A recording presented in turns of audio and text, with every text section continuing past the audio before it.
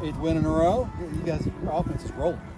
A lot of quality at bats. Yeah. You know, I think that was the challenge for these guys. Just you got to play better than your opponent. You got to earn it, and we've done that in this stretch. You know, we're getting quality starts on the mound. You know, Carson's not great, but he's good. I mean, he's good and he gives you a chance. And I'm a believer in Carson Liggett. So I just think the more he's out there, the more he competes. You see in the first inning, his back's against the wall.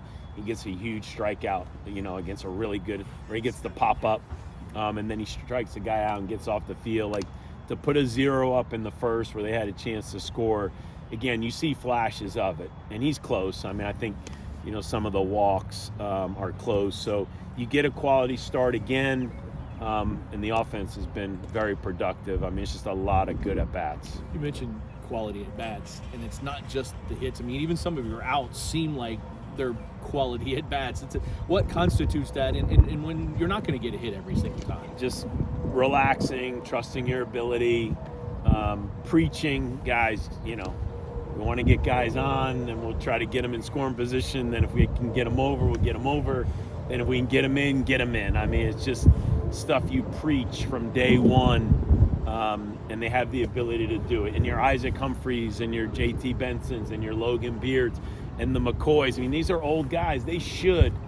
They're not always going to succeed, but they should be on the positive side of quality at bats. And in this stretch, you've seen that, especially from the older guys. The young guys, man, they're just playing.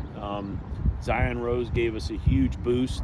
And then, as you know, we're trying to rest him and get him healthy. Michael Lippy has given us a huge boost. So it's nice to get some production from some of these young guys and combine them with the older guys. It's a good combination. Yeah, and this offensive show force kind of really started when you shook up that lineup and infused a lot of freshmen. How much has that competition for at-bats between all of the players kind of sparked this and led to this? They should have a lot of respect for each other. They work extremely hard. They're very talented. I mean, they want to be in the starting lineup every day, and I'm sure there's a part of them that thinks they should be, but they also know that other guy is really good too. And as I've learned, it's the healthiest thing for young players. You know, we're called amateurs for a reason. We challenge them to be professional. They're not professionals yet. So while you're still an amateur, show up every day, be ready to compete your tail off. When you're in the lineup, you know, do everything you can to help this team win.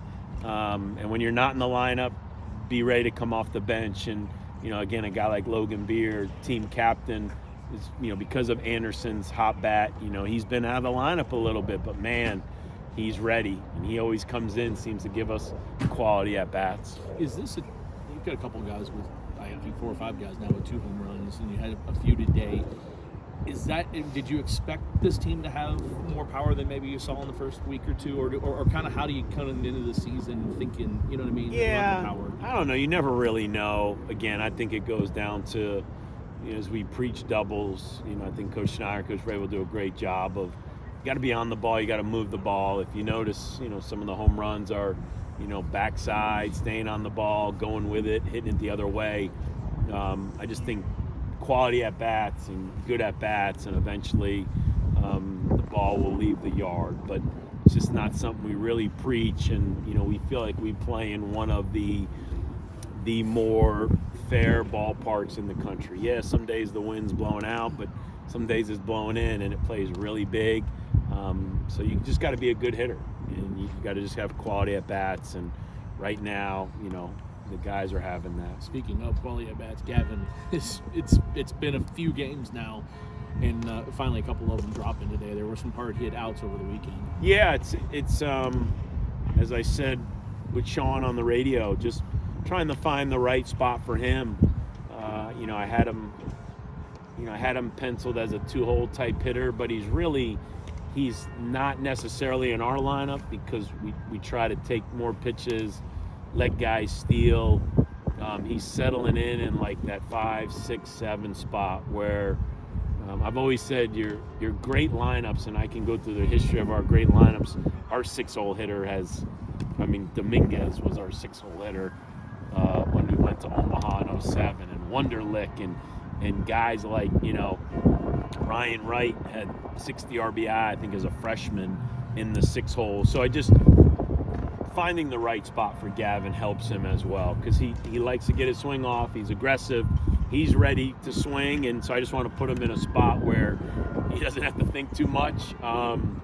Just step in the batter's box, trust your ability, and he's playing good baseball. How impressed have you been with Riley Phillips? Over his last 2 relief outings, he's been striking out batters at an insane rate.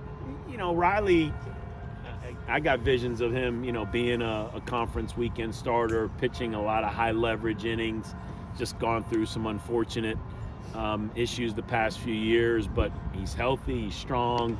That was a little freakish there. That it got a little ugly, but you know, the 2 runs are given up on a balk and a pass ball. But man, he made pitches. He was aggressive with the fastball. Like I told him, if Evan Webster's going to stay in the starting role, which obviously he seems to thrive in that, I need some pitchers that can run out there with a lot of traffic. Webster's strength over the years was he would pitch in those bases loaded jams with a lot of traffic, and Riley can do it with his talent, his maturity, but I'm challenging some of these other bullpen pieces to they're doing great. I love how efficient they've been. We just got to get them to a point where they're comfortable running out there and trying to minimize and get us out of jams. Northwestern coming in this weekend, currently a top 30 RBI team. What have you seen from them thus far? Just a little bit that I've looked at them. They pitch.